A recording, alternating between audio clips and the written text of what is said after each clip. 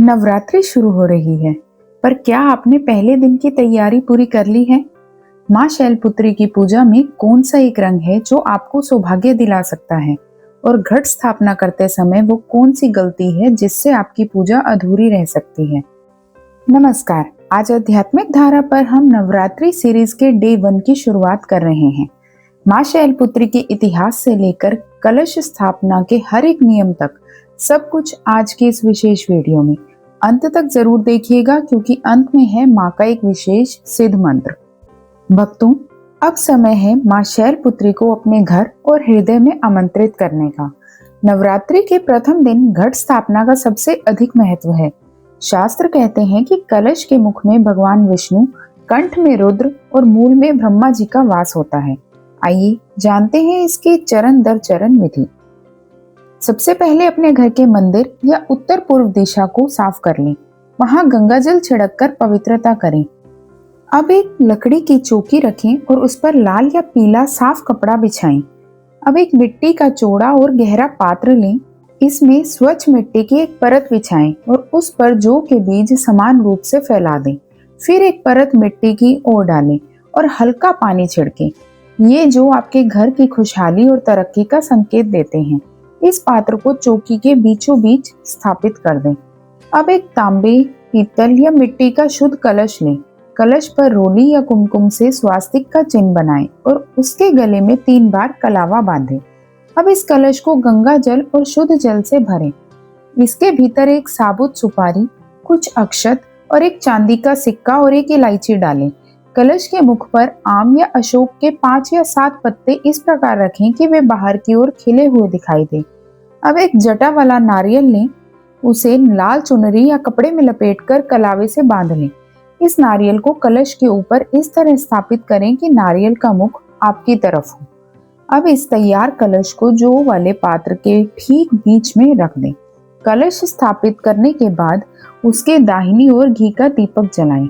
अब हाथ में थोड़ा जल और फूल लेकर संकल्प लें, हे माँ शैलपुत्री, मैं पूरे विश्वास के साथ आपकी स्थापना कर रही हूँ। मेरी पूजा और इस घट को स्वीकार करें। कलश का पूजन करें और धूप दीप दिखाएं। भक्तों, घट स्थापना के साथ ही आपके घर में शक्ति का संचार शुरू हो जाता है। लेकिन क्या आप जानते हैं कि पूजा के दौरान माँ का ध्यान किस विशेष ऊर्जा केंद्र पर लगाना चाहिए? आइए जानते हैं माँ शैलपुत्री और आपके शरीर के मूलाधार चक्र का गहरा संबंध। भक्तों, क्या आपने कभी सोचा है कि नवरात्रि के 9 स्वरूपों की शुरुआत शैलपुत्री से ही क्यों होती है? क्यों पर्वतराज की पुत्री को ही प्रथम स्थान दिया गया? इसका उत्तर छुपा है हमारे जीवन के आधार में। जैसे किसी विशाल भवन को खड़ा करने के लिए एक मजबूत नींव की जरूरत होती है, वैसे ही आध्यात्म की यात्रा शुरू करने के लिए जिस स्थिरता और दृढ़ संकल्प की आवश्यकता होती है, उसका नाम है माँ शैलपुत्री। आइए पहले माँ के इस दिव्य स्वरूप को अपनी आंखों में बसा लें। माँ शैलपुत्री वृषारूढ़ा हैं, यानी वे नंदी पर सवार हैं। वृषभ या बैल प्रतीक है धर्म और कठिन परिश्रम का। माँ का ये वाहन हमें सिखाता है कि शक्ति का उपयोग हमेशा धर्म के मार्ग पर चलकर ही करना चाहिए। उनके दाहिने हाथ में आप त्रिशूल देखते हैं। ये केवल एक शस्त्र नहीं है, ये हमारे जीवन के 3 कष्टों, दैहिक, दैविक और भौतिक संतापों का नाश करने वाला प्रतीक है। वहीं उनके बाएं हाथ में सुशोभित कमल इस बात का प्रमाण है कि भले ही हम संसार रूपी कीचड़ में रहें, लेकिन हमारी आत्मा हमेशा ऊपर की ओर पवित्र बनी रहनी चाहिए। माँ के मस्तक पर चंद्रमा की शीतलता हमें कठिन परिस्थितियों में भी शांत रहने की प्रेरणा देती है। शैल का अर्थ है पत्थर या पर्वत और पुत्री का अर्थ है बेटी। हिमालय के घर पुत्री रूप में अवतरित होने के कारण इनका ये नाम पड़ा। लेकिन ये केवल एक नाम नहीं, एक गुण है। पर्वत का अर्थ होता है जो हिले नहीं, जो अडिग रहे। माँ शैलपुत्री हमें वो मानसिक शक्ति प्रदान करती है जिससे हम अपने लक्ष्यों और अपनी भक्ति से कभी विचलित ना हो। योग विज्ञान की दृष्टि से देखें तो माँ शैलपुत्री मूलाधार चक्र की अधिष्ठात्री देवी हैं। जब हम नवरात्रि के पहले दिन माँ की आराधना करते हैं तो हम अपनी सुप्त ऊर्जा यानी कुंडलिनी को जागृत करने का पहला कदम उठाते हैं। ये दिन संकल्प का दिन है। ये दिन अपनी जड़ों से जुड़ने का दिन है। लेकिन भक्तों, क्या ये माँ का पहला अवतार था? क्या हिमालय की पुत्री बनने से पहले भी उनका कोई अस्तित्व था? माँ शैलपुत्री के इस स्वरूप के पीछे एक बहुत ही बड़ी विचलित कर देने वाला और प्रेरणादायक इतिहास छुपा है। एक ऐसा इतिहास जहाँ शक्ति ने अपने आत्मसम्मान के लिए धधकती हुई अग्नि को चुन लिया। आखिर क्यों देवी को सती का देह त्यागना पड़ा और कैसे उस वियोग ने एक पुनर्जन्म की गाथा लिखी। आइए अब चलते हैं उस अतीत की ओर जहाँ से माँ शैलपुत्री की इस महान यात्रा की शुरुआत हुई। माँ शैलपुत्री की वर्तमान शांति के पीछे छुपा है उनके पूर्व जन्म का वो प्रचंड त्याग जिसने ब्रह्मांड को हिला कर रख दिया। पूर्व जन्म में देवी ने प्रजापति दक्ष के घर सती के रूप में जन्म लिया था। सती जो आदि शक्ति का ही अंश थी, उनका विवाह देवाधिदेव महादेव भगवान शिव के साथ हुआ था। लेकिन राजा दक्ष जो स्वयं को देवताओं में श्रेष्ठ मानते थे, वे महादेव की वेशभूषा और उनके वैरागी स्वभाव के कारण उनसे ईर्ष्या करते थे। एक बार राजा दक्ष ने एक विशाल कनखल यज्ञ का आयोजन किया।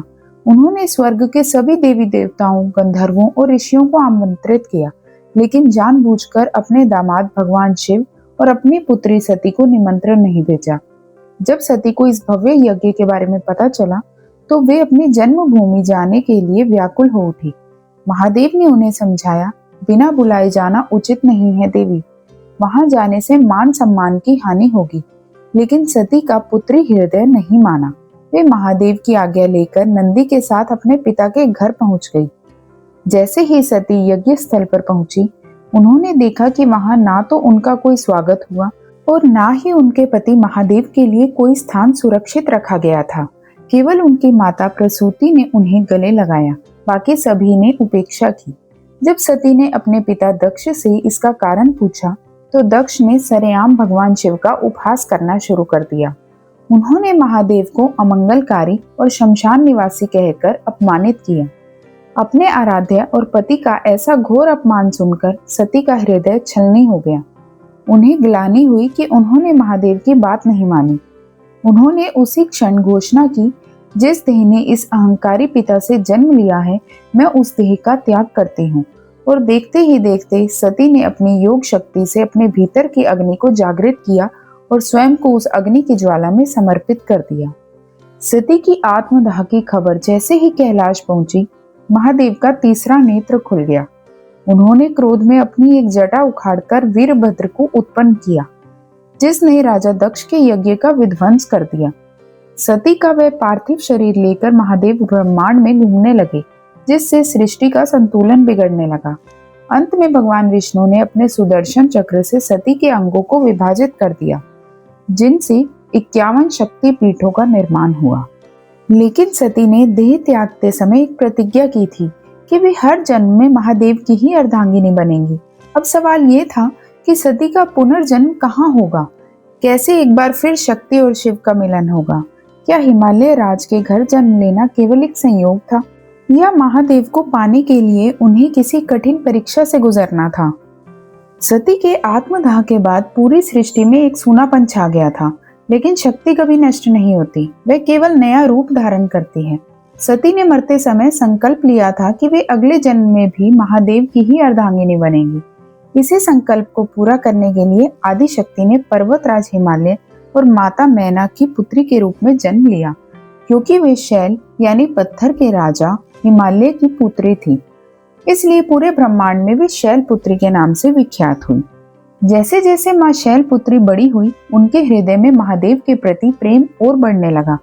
भले ही वे एक राजपुत्री थी, महलों के सुख सुविधाओं में पली बड़ी थी, लेकिन उनका मन हमेशा कैलाश की ओर ही लगा रहता था। वे मिट्टी से शिवलिंग बनाती और घंटों ध्यान में लीन रहती। माता मैना और पिता हिमालय अपनी पुत्री की इस भक्ति को देखकर चकित भी थे और चिंतित भी। तभी हिमालय के दरबार में देवर्षि नारद का आगमन हुआ।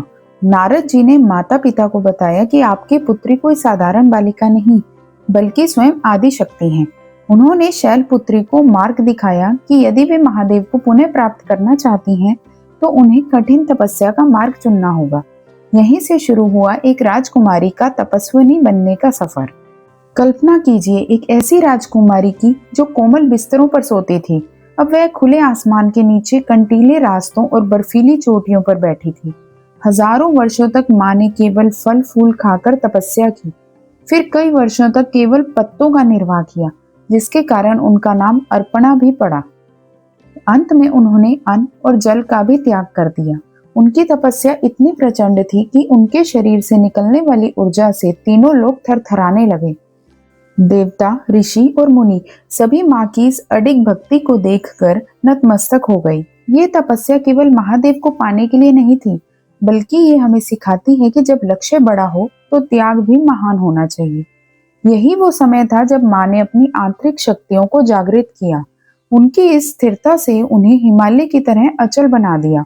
इसी दृढ़ता के कारण उन्हें नवरात्रि का प्रथम स्वरूप माना गया, जो हर भक्त को अपने संकल्प पर टिके रहने की प्रेरणा देता है। भक्तों, नवरात्रों की पूजा केवल मंदिर या मूर्तियों तक सीमित नहीं है। ये हमारे शरीर के भीतर छिपी शक्तियों को जगाने का विज्ञान है। योग शास्त्र के अनुसार माँ शैलपुत्री मूलाधार चक्र की अधिष्ठात्री देवी हैं।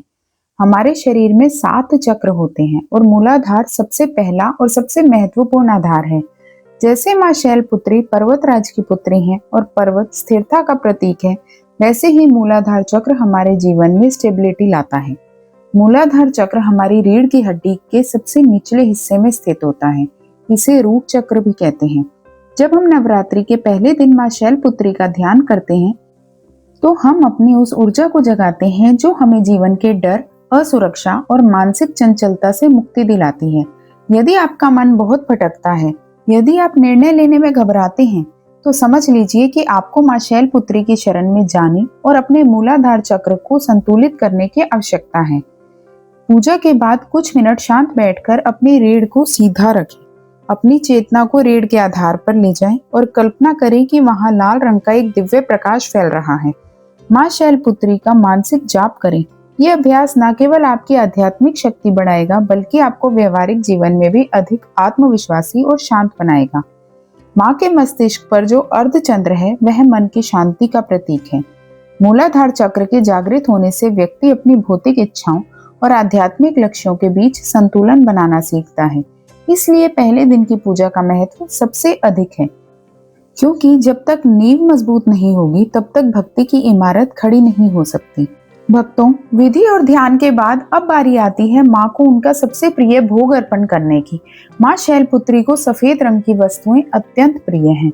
शास्त्रों में वर्णित है कि नवरात्रि के पहले दिन माँ के चरणों में गाय का शुद्ध घी अर्पित करना चाहिए। यदि संभव हो तो गाय के घी से बनी सफेद मिठाई या दूध से बनी मिश्री युक्त खीर का भोग लगाएं।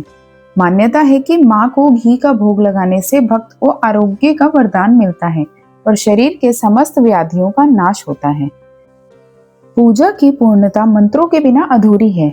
इस पहले दिन माँ की असीम कृपा पाने के लिए इस सिद्ध मंत्र का कम से कम 108 बार जाप करें। ये मंत्र न केवल आपकी इच्छाओं को पूर्ण करता है, बल्कि आपके भीतर एक सुरक्षा कवच का निर्माण करता है। आरती करने के बाद कलश के सामने हाथ जोड़कर ये प्रार्थना करें कि हे माँ, आप अगले 9 दिन तक इस घट में विराजमान रहें और मेरे घर को अपनी दिव्य ऊर्जा से भर दें। कलश पर रखे नारियल को हिलाना नहीं है, उसे 9 दिन तक वहीं स्थापित रहने दें। अंत में पूजा में हुई किसी भी अनजानी भूल के लिए क्षमा मांगे, क्योंकि माँ करुणामयी है और वे केवल हृदय का भाव देखती हैं।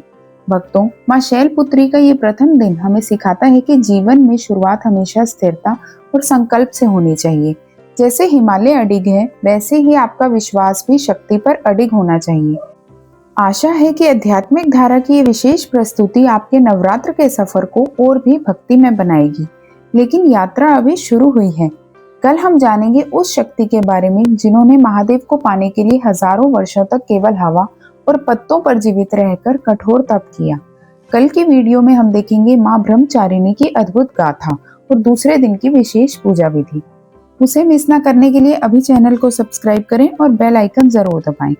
अगर इस वीडियो से आपकी श्रद्धा बढ़ी हो तो इसे अपने मित्रों और परिवार के साथ साझा करें। कमेंट बॉक्स में अपनी हाजिरी जय माता दी लिखकर जरूर लगाएं। माँ शैलपुत्री आप सभी का मंगल करे। जय माता दी।